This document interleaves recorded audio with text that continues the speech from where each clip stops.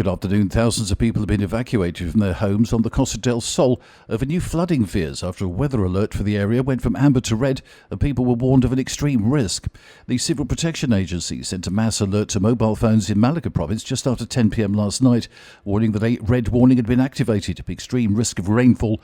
Be very cautious and avoid travel. As a result, some were seen tying their cars to lampposts and wrapping them in plastic to limit water exposure.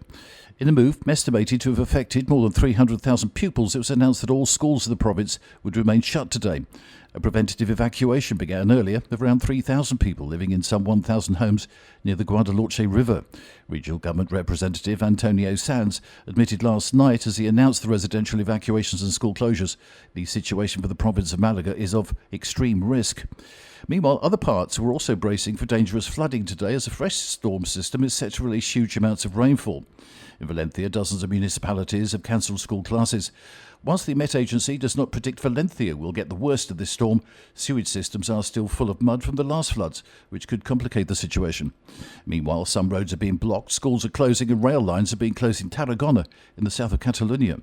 The storm system that began affecting Spain today is expected to last until at least Friday, according to AMET. And millions are set to face rising health insurance costs as the government scraps tax exemptions for private health policies. The new measure will introduce an 8% insurance premium tax, directly increasing the cost for over 12.4 million policyholders.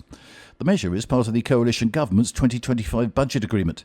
The private insurance sector has responded with alarm, warning that the new tax will lead to increased costs for customers. The coalition's rationale for ending the tax break is that it predominantly benefits higher-income families, a claim that the insurers reject. 1 in 4 Spaniards currently opts for private health coverage, easing pressure on public hospitals and services. That's the latest of TRE. I'm Bob James.